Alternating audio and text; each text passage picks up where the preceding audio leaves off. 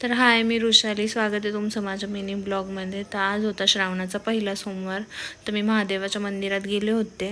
तसं तर हे देवीचं मंदिर आहे आणि त्या मंदिराच्या मागे महादेवाचं मंदिरसुद्धा आहे. तर पहिलं देवीचं दर्शन घेतलं.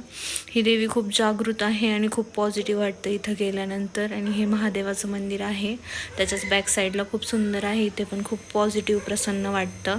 मग महादेवाची पूजा केली आणि शिवमूठ वाहिली आणि घरी निघाले. मंदिरात आल्यावर इतकं पॉझिटिव्ह वाटतं ना. दिवसाची सुरुवात अशी झाल्यावर मग दुसरं अजून काय हवं आहे. आणि हा व्हिडिओ कालचा आहे. काल मला हेअरकटला क्लायंट आलं होतं, तर स्टेप कट करायचा होता. तर बिफोरचा तुम्ही व्हिडिओ पाहिला आणि हा आफ्टरचा आहे. तर कसं झालं हे मला कमेंट करून नक्की सांगा. आणि हेअरकट करायला मलाही खूप आवडतं आणि क्लायंटलाही खूप आवडला हेअरकट. तीही खूप हॅप्पी झाली होती.